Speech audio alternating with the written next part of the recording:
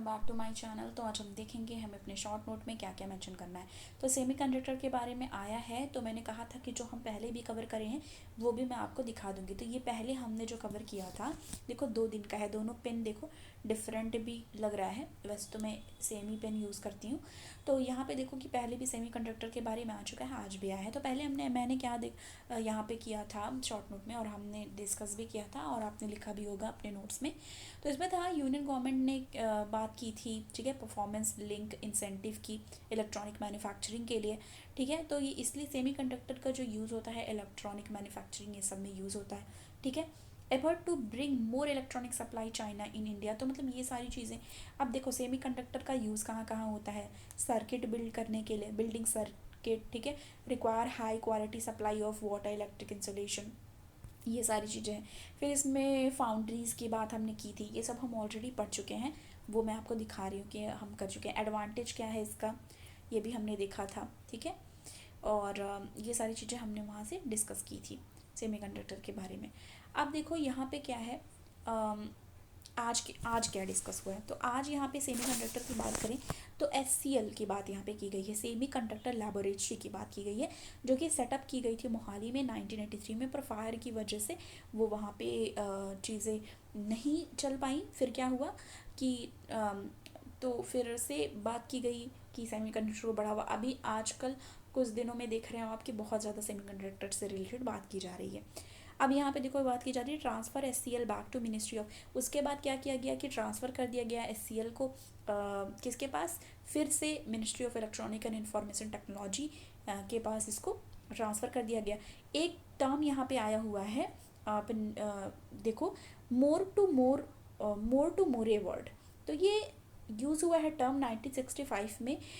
जो मैंने वहाँ कहा था ना कि जो भी छूटा होगा हम यहाँ कवर कर लेंगे, तो वो इसी वाले में आया हुआ था। तो ये आप यहाँ पे देख लो। तो क्या है, जॉर्डन इन मोरेन एक को फाउंडर है जो इंटेल के, इंटेल आपको पता है कि जो हमारा लैपटॉप भी है वहाँ पे साइड में आप देखो इंटेल लिखा होता है। तो उसमें क्या है, Intel describe theory called Moore's law, और ये जो लॉ है वो क्या कर रही है, एक गाइडिंग प्रिंसिपल बनी हुई है चिप डिज़ाइन के लिए ऑलमोस्ट 50 ईयर्स से। तो 50 सालों से ऑलमोस्ट आप देख लो, लगभग 50 सालों से ये एक गाइडिंग प्रिंसिपल बनी हुई है चिप डिज़ाइन मार्केट में, ठीक है, ये लॉ जो है मूरेज लॉ। अब यहाँ पे देखो एक सर्ट इन करके आया है, वो आप देखोगे उसमें मैंने एक्सप्लेन किया है जो हमारा हिंदू का एनालिसिस है। तो इसमें देखो सर्ट इन के बारे में आजकल बहुत बार डिस्कस हो रहा है, और आप वो देखना जो हम PT 365 भी कवर कर रहे हैं तो उसमें भी डिस्कस हुआ है। देखो बात ये है कि PT 365 करना क्यों ज़रूरी है, हम डेली करते हैं ठीक है, पर हमें कुछ समराइज़ भी चाहिए ना।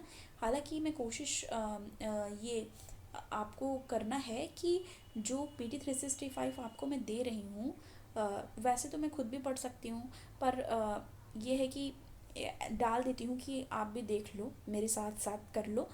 तो इसमें क्या होता है कि एक तरीके समराइज़ हो जाता है लास्ट में। इसके लिए PT 365 जो होता है उसको करना है, जो भी डाला है वो भी आप आराम से लगा के छोड़ दो धीरे धीरे। और वीडियो में नीचे स्पीड दी हुई रहती है, मैं आपको बता रही हूँ, तो आपको सेम स्पीड पे देखने की ज़रूरत नहीं है। अगर स्लो स्लो चल रहा है, नीचे से स्पीड तेज़ कर सकते हो, आप इंक्रीज़ करके आराम से देख सकते हो।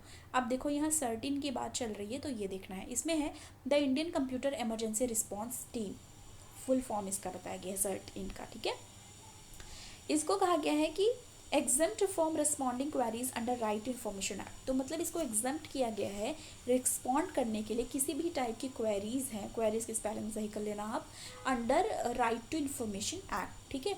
अब इसमें क्या है कि जो department of personnel and training है उन्होंने रिव्यू किया है जो प्रपोजल दिया गया था ministry of electronic information technology के द्वारा कि इंक्लूड किया जाए सर्ट इनको second schedule of the RTI act में। तो मतलब कि ministry of electronic and information technology ने ये बोला था कि जो सर्ट इन है उसको सेकेंड शेड्यूल जो है राइट टू इन्फॉर्मेशन का उसमें ऐड किया जाए, ऐसा रिव्यू किया गया है इस प्रपोजल को department of personnel and training के द्वारा। अब सर्टेन के बारे में थोड़ी चीज़ें हमको जाननी है।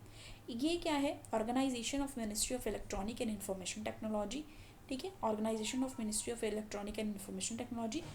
इसका ऑब्जेक्टिव क्या है, इसका ऑब्जेक्टिव है serving Indian cyber space, securing not serving, securing Indian cyber space. तो मतलब साइबर स्पेस, जो साइबर थ्रेट होते हैं बहुत ज़्यादा, ठीक है, आजकल तो बहुत ज़्यादा चल गया है, क्योंकि जितनी टेक्नोलॉजी बढ़ेगी उतने थ्रेट भी इंक्रीज होते हैं। तो उसको काउंटर करने के लिए, उसको सिक्योर करने के लिए सर्टिन आया है, इसका ऑब्जेक्टिव है सर्टिन का, ठीक है। ये ऑर्गेनाइजेशन है ministry of electronic and information technology. आप देखो मिनिस्ट्री पूछता है, ठीक है, तो यहाँ पे स्टार बना लेना आप अपने नोट्स में।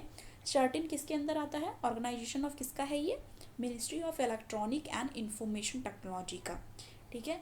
सर्टिन क्या प्रोवाइड करता है, प्रोएक्टिव सर्विस, जैसे कि एडवाइजरी, सिक्योरिटी अलर्ट, कोई भी तरीके का कुछ भी मालवेयर है या वायरस है, कुछ भी है, तो सिक्योरिटी अलर्ट आएगी, आपको कोई हैक करने की कोशिश कर रहा है, ठीक है। अब देखो एक चीज़ तो होती है कि जैसे अगर हमारा ईमेल आईडी हम किसी और डिवाइस पे लॉगिन भी करते हैं, तो हमारे पास एक आता है कि आप ये हो कि नहीं हो, ठीक है। तो उसी तरीके से एक तरीके से सिक्योरिटी अलर्ट आना, वनरेबिलिटी नोट्स, ठीक है, sharing of indicator of the compromiser, तो इतनी सारी चीज़ें सर्टिन जो है वो प्रोवाइड करता है। Okay, reactive service when security incident occur, किसी भी तरह के सिक्योरिटी इंसिडेंट अकर हो रहा है तो रिएक्टिव सर्विस आएगा वहाँ पे, ठीक है, इन्फॉर्मेशन आएगी हमको, और ये भी ये इंश्योर करेगा कि मिनिमम डैमेज हो, ठीक है। For minimum damage reactive services दी जा रही हैं। ऑब्जेक्टिव इसका क्या है, प्रिवेंटिंग साइबर अटैक, मतलब क्या करा जाए कि साइबर अटैक को प्रिवेंट किया जाए, बचाया जा सके साइबर अटैक से अगेंस्ट कंट्री साइबर स्पेस, ठीक है। Minimise damage and recovery time, reducing national vulnerabilities to cyber attack, enhancing security awareness, तो सिक्योरिटी अवेयरनेस को भी इन्हांस करने की बात यहाँ पे की गई है। ये मैंने एग्जांपल आपको दिखाया है कि लिथियम से रिलेटेड आज आया था, तो हम ऑलरेडी इसको कर चुके हैं। ये ज्योग्राफी के पेज में जीएस पेपर 1 में आप इसको करना। देखो यहाँ पे लिथियम ट्रायंगल की भी बात हमने की है, जो बोलीविया, अर्जेंटीना और चिली की बात की है। डिस्कवरी हुई है लिथियम डिपॉजिट की जम्मू कश्मीर में, जब हुई थी, जब ये न्यूज़ आया था तब हमने वहाँ पर इसको डिस्कस किया था, डिस्कवरी ऑफ लिथियम डिपॉजिट, ठीक है।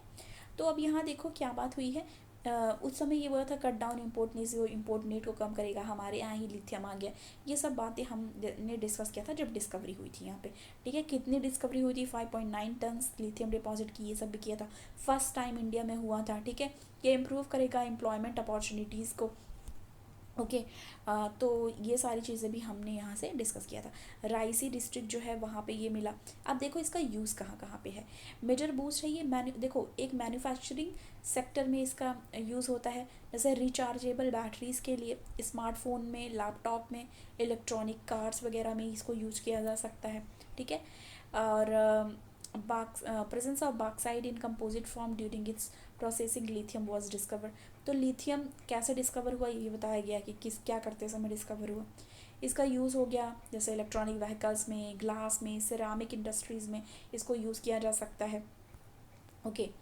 तो आपको ये जानना है कि जो लिथियम अवेलेबल है 8 मिलियन टन चिले में अवेलेबल है, world largest non lithium reserve अगर देखा जाए तो वो चिले में है, ठीक है।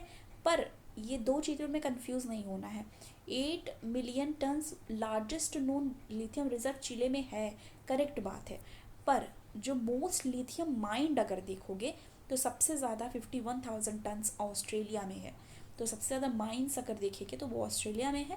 पर अगर आप 8 million ton reserve largest known lithium reserve देखो तो वो चिले में है, तो ये हमको कंफ्यूज नहीं होना है यहाँ पे, ठीक है। तो ये सारी चीज़ें थी जो हमको डिस्कस करना था, तो हमने यहाँ से देख लिया जो आज आया था उसके लिए। यहाँ पे एक चीज़ और बात की गई है, सलार की बात की गई है। Chile and Argentina come from salt desert, salt desert से चिले और अर्जेंटीना आती है, इसको सलार कहते हैं। अब देखो लिथियम जो ऑस्ट्रेलिया से है और माइनिंग वहाँ ज़्यादा होती है, ठीक है, कंपैरिजन चिले एंड ऑस्ट्रेलिया, जो कि वहाँ बहुत ज़्यादा है, पर वहाँ आप देखते हो वहाँ जैसे एरिया है वो, जैसा वेदर है वो, इसकी वजह से इतना नहीं हो पाती। और सॉल्ट डिजर्ट भी है जिसको सलार कहते हैं, ठीक है। Lithium containing salt water from underground lake, तो इसलिए उसको सलार कहा जाता है, ये है। आईआर से रिलेटेड एक जो हम देख रहे हैं यहाँ पे, UK to join Trans Pacific treaty, तो UK Trans Pacific treaty join करने वाला, उसके लिए यहाँ बात हो रही है। CPTPP की, comprehensive and progressive agreement for trans Pacific partnership की, तो ये फ्री ट्रेड एग्रीमेंट है, ठीक है, FTA है ये।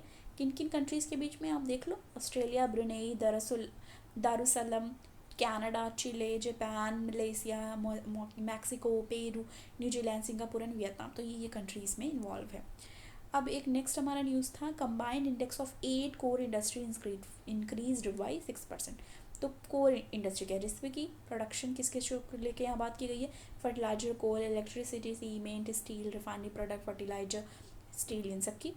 और यहाँ पे 8 कोर इंडस्ट्री की बात की गई है, उसमें कौन कौन सा आता है, जो कि 40.27% रिस्पॉन्सिबल है कोर इंडस्ट्री ग्रोथ के लिए। तो उसमें है कोल है, क्रूड ऑयल है, नेचुरल गैस है, रिफाइनरी प्रोडक्ट है, फर्टिलाइजर है, स्टील, सीमेंट, इलेक्ट्रिसिटी, ये सब इसमें आती हैं। तो ये सारी चीज़ें थी जो हमको डिस्कस करनी थी आज के लिए। ओके, तो थैंक यू सो मच, मिलती हूँ आपको नेक्स्ट वीडियो के साथ।